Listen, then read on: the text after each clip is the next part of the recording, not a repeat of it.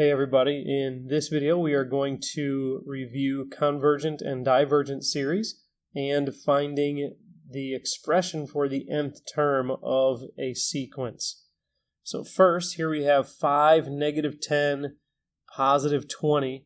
Okay, so we're alternating signs, so that means it's definitely going to be a geometric sequence or a geometric series.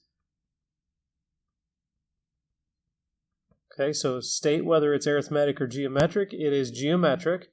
Then, is it convergent or divergent? So the common ratio. Because it's alternating signs, I know it's going to be multiplied by a negative number. 5 times -2 is -10, times -2 is +20, so r is -2. So if this is going to be convergent, then the absolute value of r is going to be less than 1. In other words, r is going to be between -1 and 1. And in this case, that is not true, so this is divergent. So this is a geometric series that is divergent.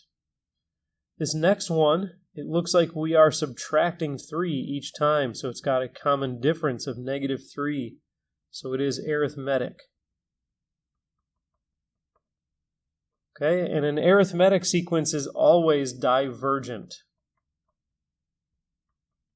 So divergent means that if I was to add the infinite terms of this series, it would not converge on some particular sum.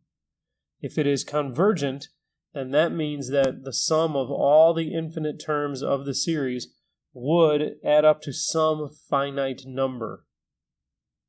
So here, it looks like we are subtracting 10, then subtracting 9, so we're not looking at an arithmetic sequence here, an arithmetic series. So let's try dividing. 9 divided by 10 is 0.9 or 9/10. 81 divided by 9 is 0.9.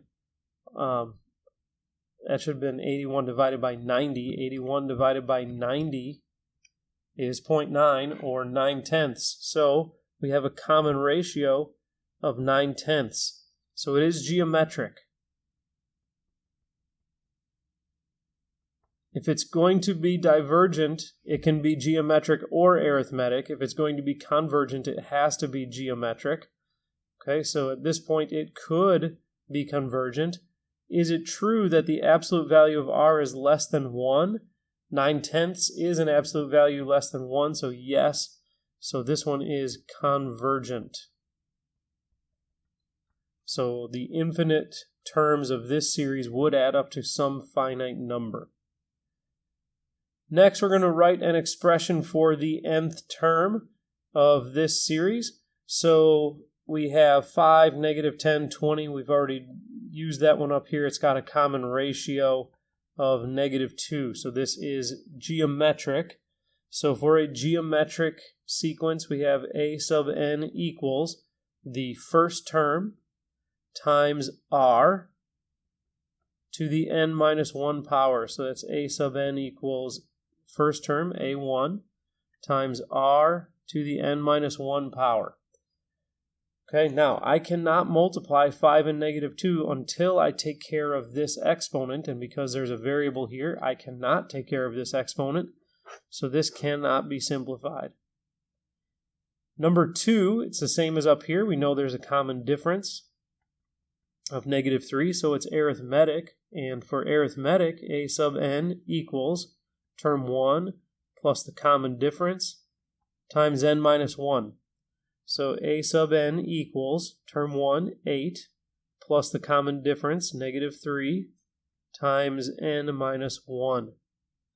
I can distribute, so a sub n equals 8 minus 3n plus 3, and I can combine like terms.